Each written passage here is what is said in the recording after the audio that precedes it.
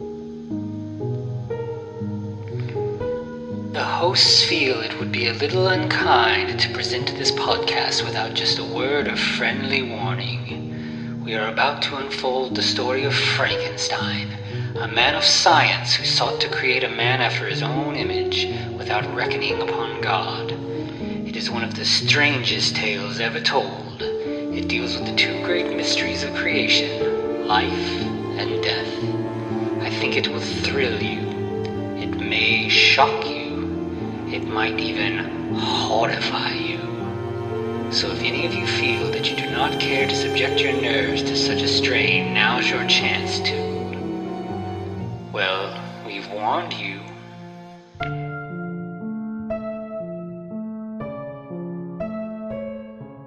Hello, and welcome once again to the Frankencast. I'm the mad scientist Anthony Bowman. My pronouns are he, him, and I'm joined as always by... the disembodied eyes, hand, and vocal cords and speaking apparatus of Eric Velasquez. My pronouns are also he, him.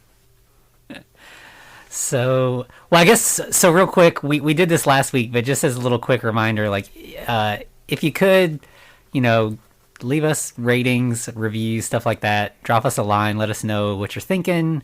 What you like, what you don't like. The Frankencast at gmail.com, at the Frankencast, Twitter and Instagram. And, of course, you can leave those ratings and wherever you're getting your podcasts. Yeah, as always, we want to hear what you're thinking, what you think we're doing wrong, and what we can do better. Yeah. So this week we are on to the second of the Hammer franchise, Revenge of Frankenstein. And I enjoyed this movie, but I found it to be more of a drop-off in quality from the first to the second than you see it in the Universal movies. Yeah, I mean, I will say, the first hour had me hooked, and then immediately once it hit that hour mark, there was a whole lot of what the hell is going on. And there was also a lot of reused props, of course. My favorite being the plastic science wheel. I will never forget that thing. I will look for it in every single one of these movies. And hopefully it always appears. It will be our new Flappy Bat. I really need it to be for the Hammer movies. Yeah. Mm-hmm. So right out the gate, one thing that is interesting is this movie starts out with an opening crawl and tells you that the year is 1860. And I think that's the first time in any... Well, I guess in the Toho movies, we did have, the bomb that sort of, right. set some dates.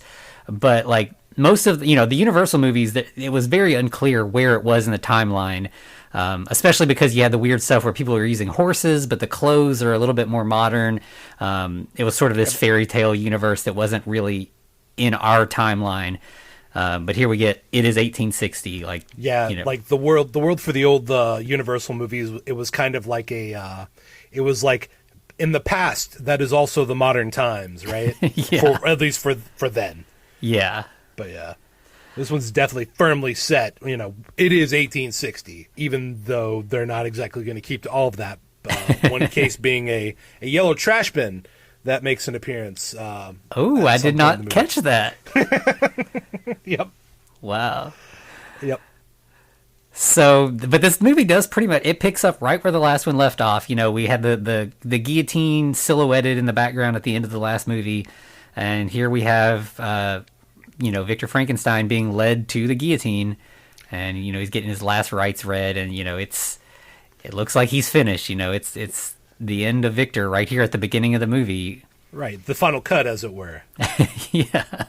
I mean, yeah. So how are you going to get out of this, though? You've got the priest, you've got the executioner. You are in front of the guillotine. There's nowhere to go, except turns out he apparently had a friend. Yeah, who was planted there the whole time. Yeah, so then it just kind of cuts to two guys in a pub, and they're sort of discussing this plan. They're going to dig up Frankenstein's remains. They're going to go to the graveyard, and then they start to dig, and instead they find that the coffin contains a priest with no head. Dun, dun, dun. Yeah, presumably just, the priest outfit, but that's not what Frankenstein was wearing, so something has gone awry. Mm-hmm. And so one of the two grave diggers runs away, and the other one stays, and then Victor Frankenstein shows up and is just like, good evening. We skipped hold on, before we go any further. I want to set the tone just a little bit more. I'm sorry. I want to just do this real quick. Okay. If you're cool. Yeah, go for it. All right. So yes, these two were talking. One of the gentlemen was talking about having a bad heart, right? But also the same guy who was saying that was double fisting a salami and a baguette as his drunk friend was digging the grave. Yeah, I totally didn't catch that, but that's... Oh, it was so good. I just loved it whenever he bit into that salami and then took a hunk out of the bread. I was like, this guy's my spirit animal. I mean, grave digging makes you hungry, I guess. Yeah, especially when you're watching someone else do it. That's really hard work. But yeah, so Frankenstein appears from the dead and scares this grave digger or the grave robber so bad he has a heart attack there on the spot. Yeah, and it's a great entrance. Like, you know, we're still kind of like unclear about how he's still alive. It's sort of a mystery, but he's just like kind of shows up almost silhouetted and is just like, good evening, I am Baron Frankenstein. And yeah, of course, you know, if you're digging up a body and then that person walks up to you, it's gonna give you a little bit of a fright. Right, you're supposed to be down there, but now you're over there. Why? Yeah, so then you get like the next scene is just like Frankenstein, and he's like reburied the coffin, like he's just kind of patting the dirt down, everything's smoothed back out. Right. And then we get a title screen that now we're in Carlsbrook. Mm-hmm. Totally made up town, but still. I was wanting to know where, like, I did some research on where this Carlsbrook was located. It doesn't exist. It's a made up town, but it sounds German enough, right? Yeah, it's probably right next to Visaria. Right, exactly, yeah. Yeah. So then we get this, like, doctor's council, sort of. It's like a meeting of a bunch of doctors around this big table, and they're all very upset about the new doctor who's showed up in town, who's very popular and stealing away all their customers. Yeah, he has a familiar name, but it's not Frankenstein. You know, it's a clever ruse. Dr. Stein. Victor Stein, nonetheless. I mean, that would literally be like, if you were charged for a crime, like, you just went down the road and changed your name to Tony Mann. it's like, come on now. But yeah, they people don't immediately catch on. You know, I guess he's moved a town or two over. Presumably, we don't know where Carlsbrook is, but it's far away from Ingolstadt. Yeah, they're not immediately making that connection, at least. But they are still not happy about him. So you know, they're definitely on the lookout for reasons to be upset about his presence in the town. And then so we go to the crowded waiting room of Dr. Stein. He's a popular doctor, right? Everyone in town's trying to see him. Yeah, there's all these people, and he's got this like a young patient and her mother, and the mother's very like demanding. You know, she seems kind of like almost like Munchausen-y. Like she's like convinced that all these other things are wrong with her daughter. Like, what about this? You need to look at this.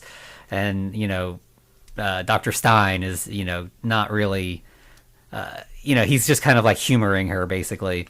Yeah, I mean, literally, it seems like she's trying to set him up with her daughter Vera, right? Yeah. She's like, hey, I want you to put your head on her chest. Do not use the stethoscope. We want skin to skin at this moment. Yeah. Like, he breaks out the stethoscope, and she's like, I thought, that doesn't seem like what you need for this particular instance. Yeah. It's like, yeah, he's clearly popular in more ways than one. I mean, he is a single bachelor, right? With no priors or anything like that. As far as they know. Mm-hmm.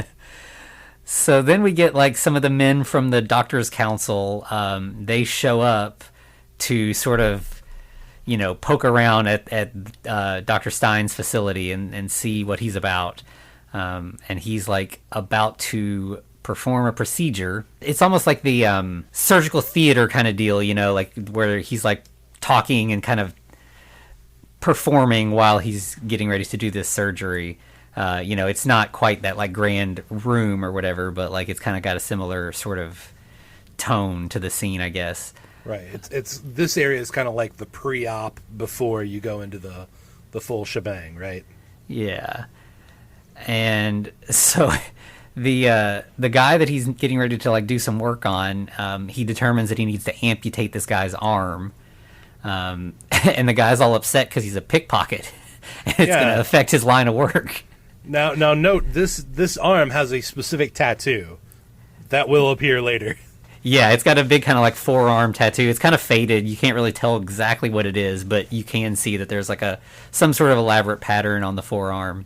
But that arm's got to come off, right? Yeah. So that guy's just going to have to learn to either pickpocket with his other hand or find a new line of work. Right, and from what I remember in this part, his other arm is actually in a cast. So it's like, this arm's perfectly fine, but it has to come off. Yeah, and he doesn't really explain why or anything. He's just like, I've determined this arm's got to go. Yep, this is the bad arm. Even though the other one's broken or you've messed it up somehow, this is the one. And so then we get like Dr. Stein goes back to his study, and there's another doctor there waiting for him. He introduces himself as Dr. Kleva, and he has figured it out. He knows that this is Dr. Frankenstein. Yeah, he's one of the few people that can put two and two together. And he knows Stein comes after Franken. So, and Victor's kind of cagey at first. He's like, "Yeah, you got me. My name is actually Frankenstein, and yes, I did, change it, but it's because I don't want to be associated with what the Frankenstein who's, infamous for, creating a monster. So, I just changed it, to kind of separate myself from that. But Kleva, he kind of like sticks with it, and he's like, no, I'm not trying to turn you in. Like, I know who you are, and I want to work with you. I want you to teach me. I think we can do great things together. Well, yeah, I mean, he literally calls him out because he was like, yeah, so I was at the funeral of a certain Professor Bernstein, or Berenstain, however you want to say it. And yeah, I saw you there, so I know you are Frankenstein. And yeah, of course, the doctor at this point is like, you got me, all right. Yeah, and I think once he like sees that he wants to be in on the action, he's like, okay, all right, I'll show you my secret lab. Because you can't just have one lab, you have to have a secret lab. Yeah. And that's where we get to see a lot of our, the gear that we saw in the last movie, including the spinning plastic science wheel. But in addition to that, we have a series of fish tanks containing various floating body parts. Mm-hmm. So you got like eyeballs and a brain and an arm. Yeah, that's pretty much it for that. And so, yeah, Victor kind of goes through this whole like demonstration basically to show Kleva what he's kind of been up to, and like kind of lights a Bunsen burner and like holds it up to the eyes in the tank, and somehow, even though they're just like floating eyeballs, they like turn to look at the flame. It's a pretty interesting effect, right? Like, yeah, it's like right towing the line into silly territory, but it somehow manages to stay on the just like cool side of that. Just barely, though. Yeah, and they have all the springs and other things that are keeping the eyes and hand and other pieces in that one location. But you can tell those are also what rotates everything else. Oh, absolutely. So, yeah. But it as you said, it toes the line between serious and comedic. Yeah. And so he goes through this whole process where he like shows the eyes, the flame, and then goes close to the hand, and the hand tries to like get away, even though the hand is safe inside a tank full of water or formaldehyde or whatever. Right. But like the idea being that like these eyes, these separate sort of body parts are sort of connected and relaying information to each other, and all of that. And, of course, Clava is impressed, as he should be, by this this demonstration. I mean, as he mentions that this is kind of a scientific miracle, even though the doctor has already created life. So this is actually kind of a step back for him, right? To a degree. Yeah. And so he kind of goes into the whole thing where he blames the damaged brain on the problems he had in the past. Damn it, Paul. And so this time he wants like a living brain. He wants to, not drag a corpse in and mess with it. He wants to basically perform a brain transplant from a live patient. So that it's like a pristine, perfect brain. He's already got the whole body built. It's all ready to go. He shows that to Clava as well. It's, floating in a much larger fish tank. Yeah, and he's physically attractive at that. Yeah. It's like perfect in every way. It does not look monstrous at all, And so the idea is like he's this time going to succeed and actually make like the perfect human without, he's like, there'll be a few scars, but they'll heal and it'll be fine. Like this one's, gonna be great. Yeah. I mean, at least he figured out, let's not drop the brain in its skull cage on the ground first and then smash it against the wall in glass. Yeah. So there you go. We're making strides in science. Yes. And so then we meet the living brain, the donor, Carl, the hunchbacked assistant. Right. They also call him a dwarf, but I think he's of pretty average height.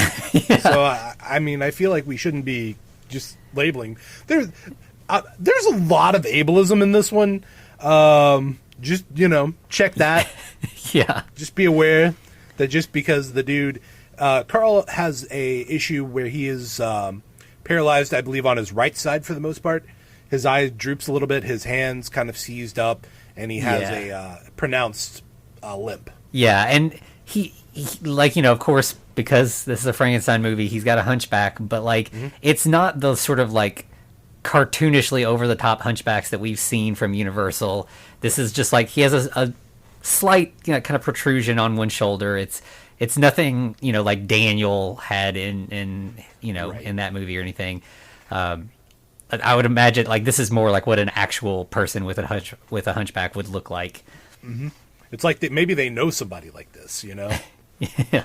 And they're like, they're not comical and they don't look like Quasimodo just because. Yeah, it's definitely sort of humanizing him. Even though, like you said, it is sort of played up of course he's going to want to be. So he's going to be the brain donor because obviously he wants to escape this. This decrepit body that just is not worth existing in. He wants to move to this, a nice, perfect body that doesn't have all of the defects. Right, don't we all? Yeah. No. And I think at this point they also sort of acknowledge that Carl is the one who helped Victor escape. Right. He pulled the old switcheroo, right? Yeah. I guess they also had the executioner in on this because... I mean, they would have to, have right? to be, yeah. Either he's in on it, or Carl was the executioner, or they knocked him out first. But then the executioner would be like, something happened here. But right, yeah. So obviously the priest giving the last rites was, took Victor's place at the guillotine, and Carl helped orchestrate that. Yeah, they pulled a sneaky on us. Yeah. But after we have the introductions, we also meet Otto, the chimpanzee / orangutan. He has an orangutan's brain. They mentioned they'll bring that up a little bit later. But we also then go into the meeting with Margaret Conrad, and I believe Hans Kleiber. Kleiber? Yeah. So she just kind of shows up and is like, "Yeah, I'm the new assistant," and he's like, "What?" She's been hired as his assistant, or as Victor's assistant, for the legitimate side of the business, basically. Well, has she though? Because it seems like Victor and Hans are both like, we don't want you here. We don't want you here. But I guess to keep up appearances, you're here. Yeah. It feels like, doesn't she say her dad is on the council or something? Yeah. So yeah, it's kind of like, if we push back on this, it's going to bring more grief down on our heads, so we'll just kind of go along with it. Yeah.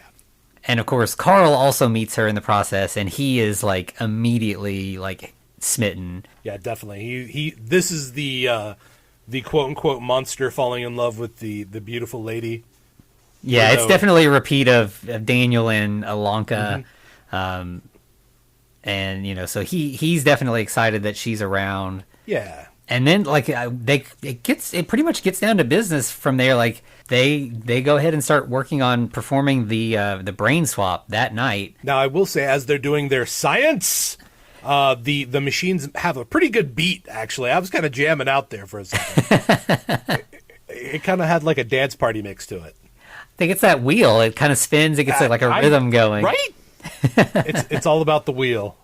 Yeah, so then like the creature wakes and like kind of like there's a little bit more physicality to the way that he sort of comes to life than we've seen. You know, it's not just like the single twitching hand, like he sort of looks electrocuted. Right? That's what I thought was happening for a moment. I was like, "Oh no." And then they go to touch him.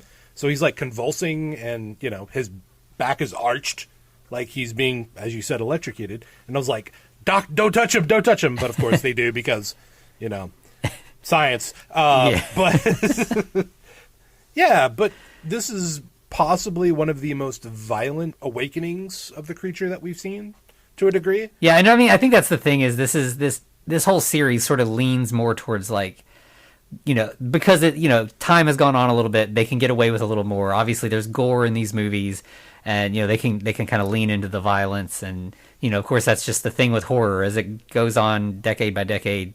You got to keep escalating things to keep people, you know, interested. Yeah, and I also think at this time, the UK, they didn't feel as, you know, they didn't have as much puritanical notions as the US at the time, where we had the Hays Code and we were like, you can't have blood, you can't have all this violence. They were like, nah, throw that in there. We're going with it. Oh, yeah. Yeah, this is way before England had like the video nasties panic. Yeah. I was exactly, with Margaret. Well, you know, I'm not going to say she who should not be named, but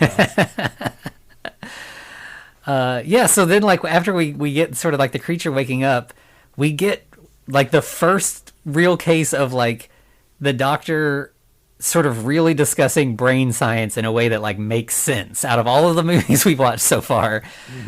He sort of talks about that like when you move a brain from one body into another, the brain is what lives on. Yes. It's not the body that controls the brain. Yeah. So like the idea is that this will just be Carl in a new perfect body. And he's already tested this with Otto, as you said. So Otto is a chimp, but he has an orangutan body, and it is, the behavior and the thoughts and everything is from the brain, not from the body. Right. And unfortunately, they do happen to bring up something, though, that automatically makes you worry, is that once they put the orangutan body in Otto, he got a little hungry.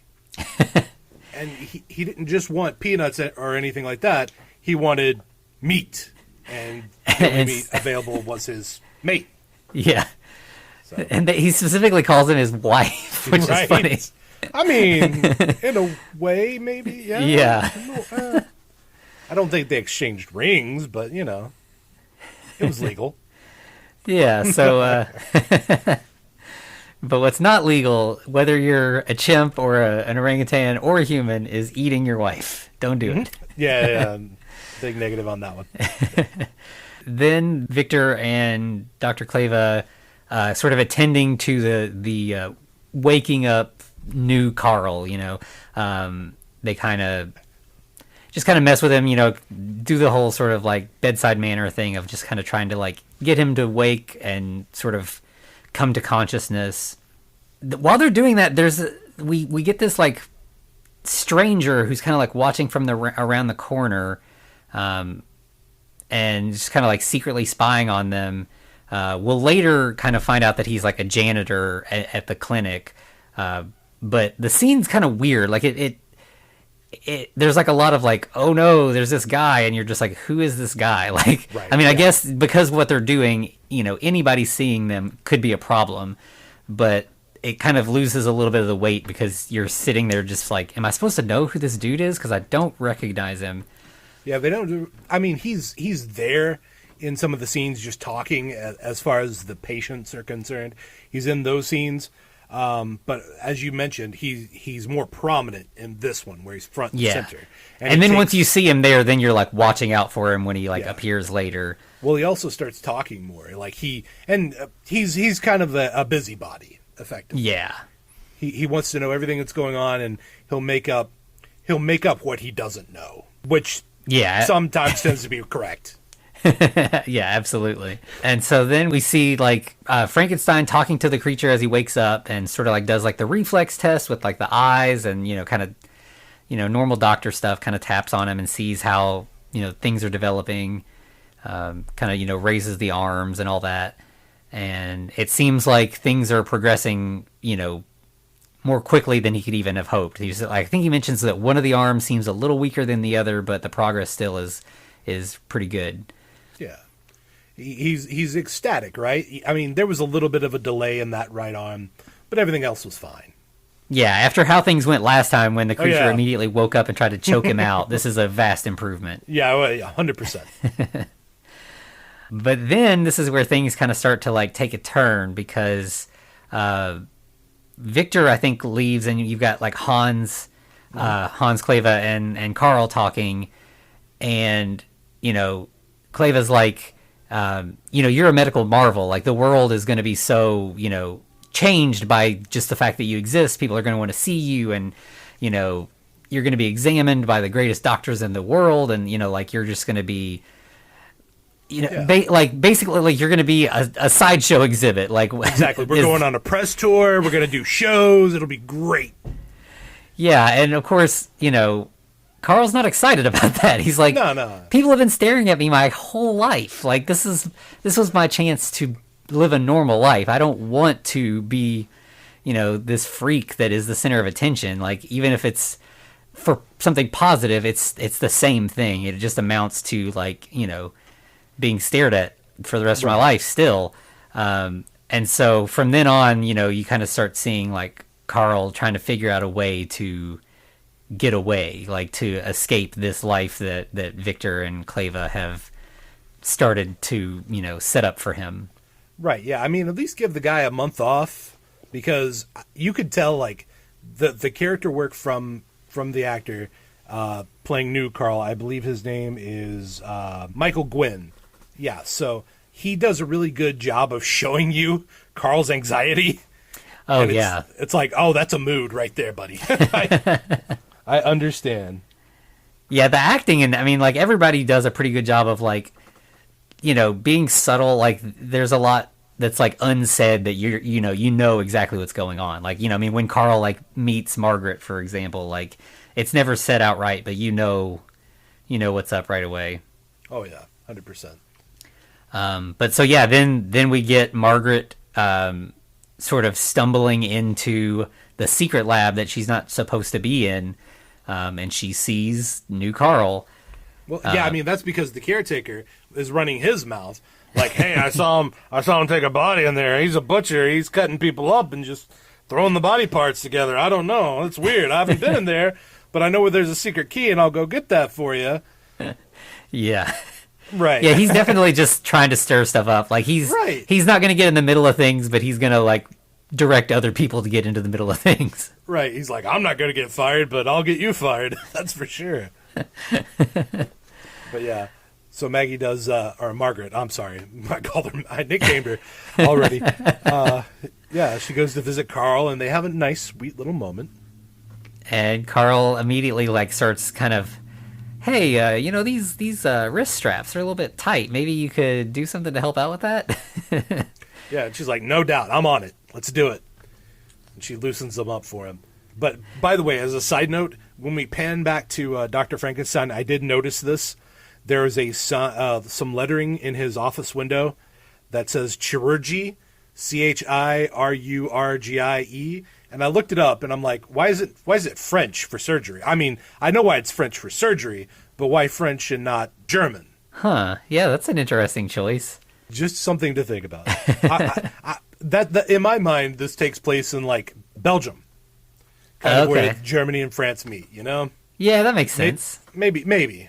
That's my headcanon, but we know where that goes. Then we get like Kleva talking to the janitor, And we get into. I think this is actually where we find out that like there was the actual instance of cannibalism from the ape experiment. And Clava's like, oh, so if the brain, if there is some sort of violent tendency that comes from this brain, like maybe Carl's not going to be as perfect as we'd hoped. Like maybe something degenerates in the process of this surgery. Exactly. Because as we all know, monkeys don't eat meat, which is a bold-faced lie, but that's okay. They will eat whatever they can. And he also extols the virtue of having a nice layer of dirt on you, which I don't think that's ever been true across any point in history. People just kind of dealt with it until they could get a bath. So... Yeah. So I think at this point he goes to check in on Carl, and Carl's gone. And so we get Carl actually escaping. He gets up, he like gets dressed and starts moving around, and you get this stuff where he's sort of like test driving the new body, basically. Like you see he does a little posing in front of the mirror. It's not like the awkward movement of like Karloff, but it's somebody who definitely is feeling out how this body exactly works. No doubt. And it's at this point where I'm like, okay, this is where the roller coaster starts, kind of, to a degree, because it starts getting a little wild from here. Yeah, so logically his first step would be, like, once he gets out, he needs to track down his old body and throw it in an incinerator. That's my first thoughts when I get a new body. Let's burn the old one. I guess that's like an attempt to like distance himself from the surgery, so that even if maybe he's caught, it will be hard for like Victor and Clava to do the exhibit thing that they want to do. Like they need that evidence. I guess that is a way to sabotage them, but also, I mean, you could just run. Just leave. Yeah, but so as he's like doing this, a janitor shows up and like sees this, stranger, up to no good. But this is a different janitor. It's not our janitor we've been dealing with up to this point. He's kind of like a stereotypical innkeeper to a degree. He has an apron on, little rotund. He's got beefy arms, and he's got that kind of swagger, like I'll fight anybody at any time. Oh yeah, and he does. But it doesn't go so well. And so new Carl, this second creature gets his first kill, and this is when Victor and Clava discover that Carl's missing and find evidence that the old body was burned. Mm-hmm. Now, honestly, I thought at this point, I was like, there's got to be a monstrous monster at some point, right? So they're fighting around all these beakers and science chemicals. And I was like, oh, the janitor guy is going to just hit Carl into these, and that's what's going to make him more monstrous, right? But that would that would have made more sense, really. Right. He just basically the janitor just decks Carl good enough to knock him over, and he decides, you know what? I can take a punch, and I'm just going to choke you now. Yeah. Mm-hmm. And so once the janitor's killed, we get Carl outside, and he runs into Margaret again and asks her for help. And he's like, don't tell Dr. Stein. But I need your help. And this is where he kind of starts revealing that he's sort of losing control of his body. And I'm not really, like, it's never fully explained. Like, I don't know if this is, Carl's previous, like, maladies sort of, like, reestablishing themselves within the new body, because he does sort of start to get, like, the same sort of, like, droop to his face. Or if it's, like, the whole thing with the apes, and that, like, the brain transplant causes some sort of monstrous thing to be revealed. But that is also kind of interesting because, like, as you say, he kind of reverts to a degree, but Dr. Frankenstein said, no, I'm pretty sure it's just a blood clot that caused that paralysis to begin with. So it could very well be that, this isn't necessarily him reverting. It could be the reveal of the monster. as you Yeah. So yeah, Victor is still convinced that if they can capture him, he can fix the clot, everything will be fine.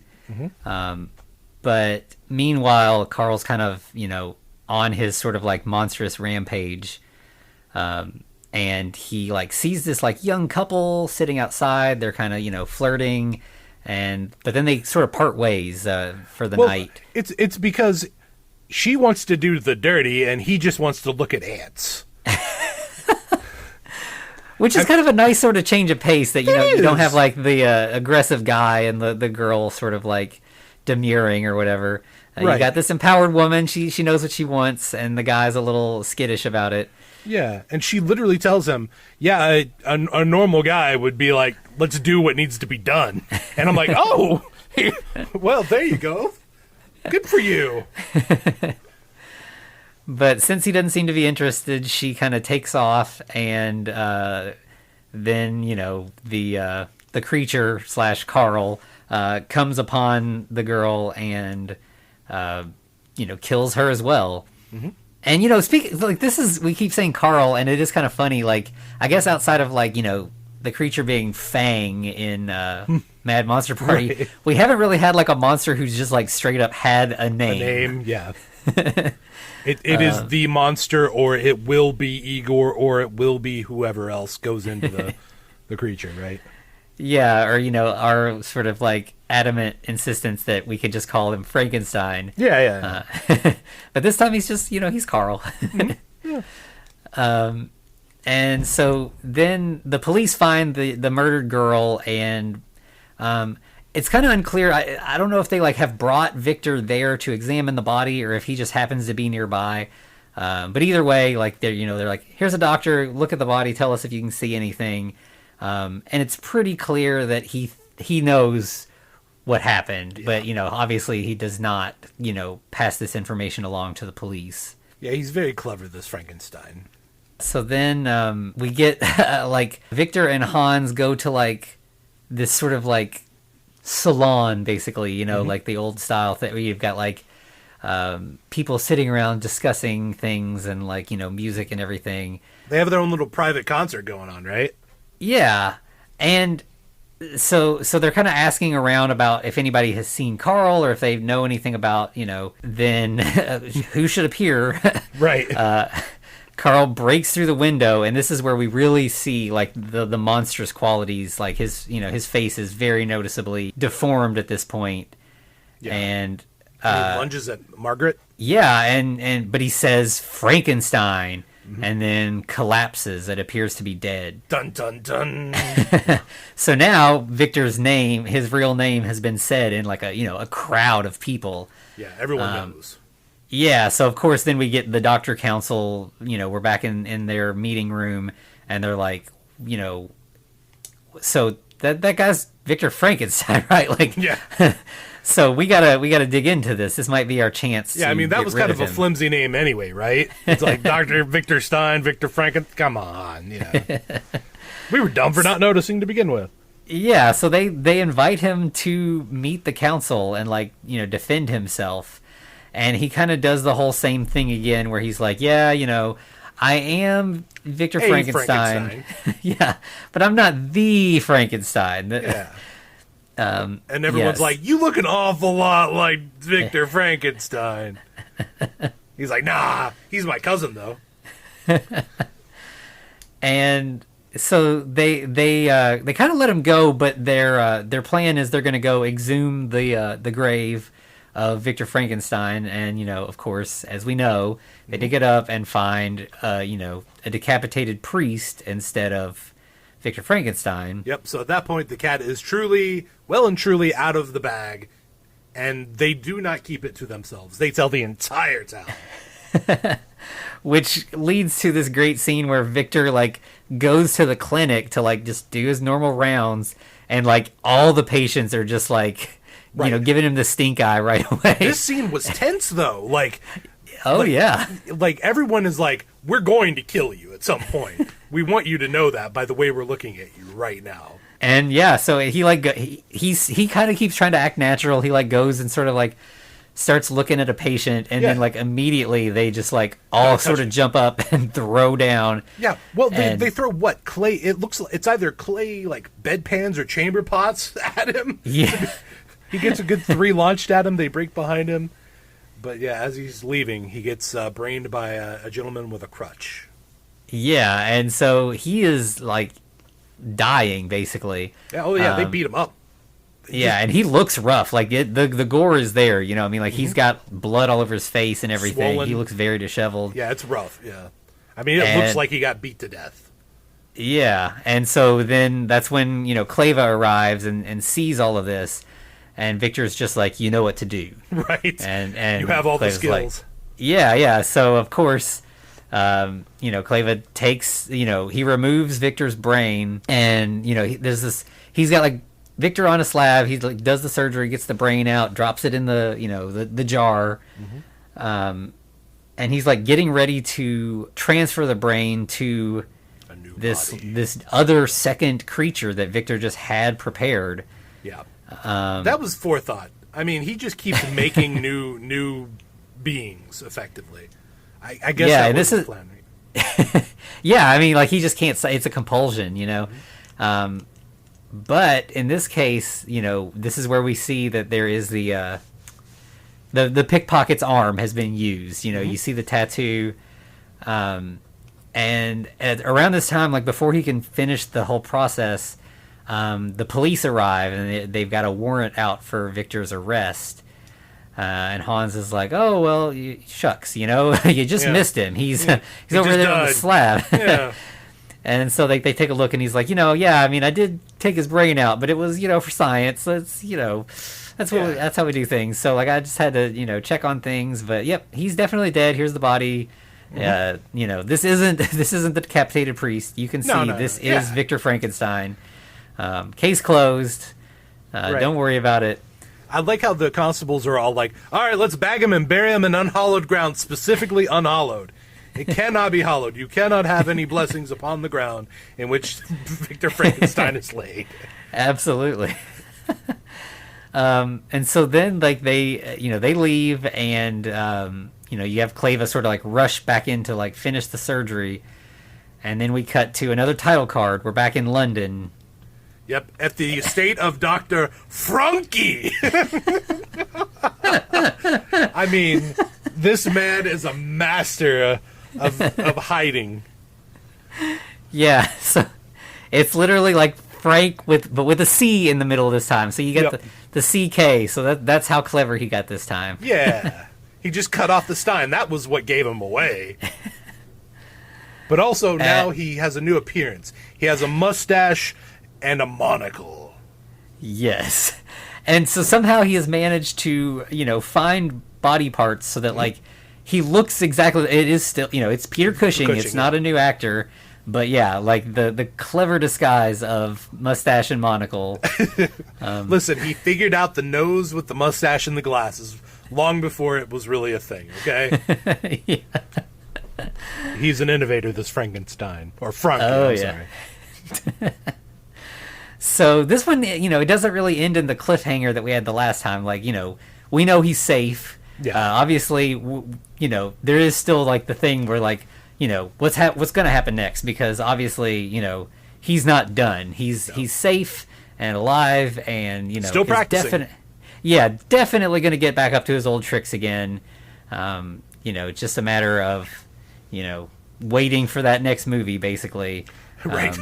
They're not trying to like do the whole like, kill them off in every movie and like leave it as a cliffhanger. Right. And yeah, I mean, the suspense is there. I think as we mentioned earlier, the only thing really weak in this movie is kind of the beginning of the second half, the third quarter, if you will, for football terminology, or I'm sorry, American football terminology.